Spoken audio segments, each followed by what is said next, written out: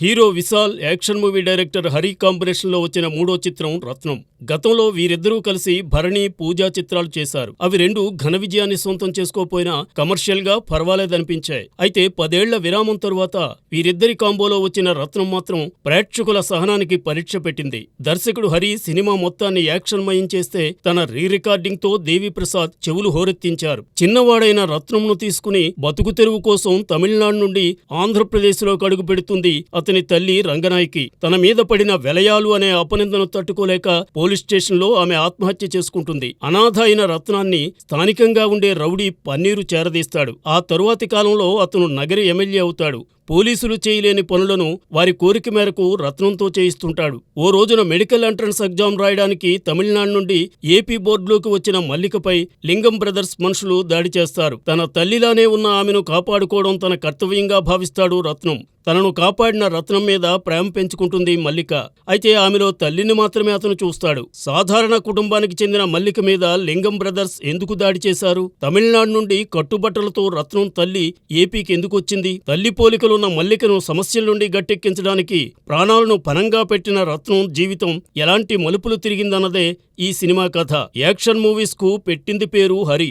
Singam series కంటే ముందే action చిత్రాల దర్శకుడిగా హరికి పేరుంది. అయితే ఆ యాక్షన్ సీన్స్ లో కొత్తదనం లేని కారణంగా అతనికి ఉన్న క్రేజ్ సినిమాకు తగ్గిపోతోంది. ఇప్పుడు తీసిన రత్నం సినిమాతో ఆ గ్రాఫ్ మరీ కిందకు దిగిపోయింది. సమాజంలో జరిగే కొన్ని సంఘటనలకు కల్పన జోడించి సినిమా కథలను రచయితలు రాస్తుంటారు. అయితే ఆ కల్పన హద్దులు మీరిపోతే ఇలాంటి స్టోరీలే వస్తాయి. పోలీస్ కథలంటే డైరెక్టర్ హరికి చాలా ఇష్టం. ఇందులోనూ అవకాశం చిక్కినప్పుడల్లా ఖాకీలను ఏదో రూపంలో తెర మీదకు తీసుకొచ్చేశాడు. హీరోయిన్లో హీరో తల్లిని చూసుకోవడమనే పాయింట్ డైరెక్టర్కు కొత్తగా అనిపించి ఉండొచ్చు. కానీ ఆ అన్ఇమేజబుల్ సెంటిమెంట్కు ఆడియన్స్ అసలు కనెక్ట్ కాలేదు. యాక్షన్ పార్ట్ సైతం పరమ రొటీన్గా ఉంది. కొన్ని సన్నివేశాల్లో అవసరానికి మించి హింసను చూపించడంతో జుగుప్సు కలుగుతుంది. నటీనటుల నటన కూడా చెప్పుకునేలా లేదు. విశాల్ పాత్రను సరైన రీతిలో మలచడంలో డైరెక్టర్ ఫెయిల్ అయ్యాడు. అతన్ని ఓ తాగుబోతుగా చూపించాల్సిన అవసరం ఏమిటో అర్థం కాదు. పాత్రకు తగ్గట్టే విశాల్ ఏదో కోల్పోయినవాళ్లా తెరమీద కనిపించాడు. కొంతలో కొంత ప్రియా భవానీ శంకర్ యాక్షన్ బెటర్గా ఉంది.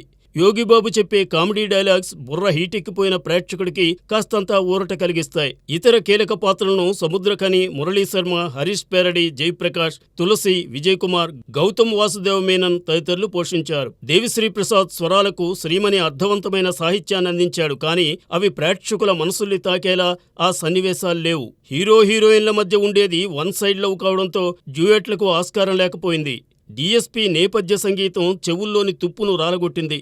కథలో కొత్తదనం లేకపోయినా కథనంతో ఆకట్టుకోగలనని దర్శకుడు హరి భావించి ఉండవచ్చు.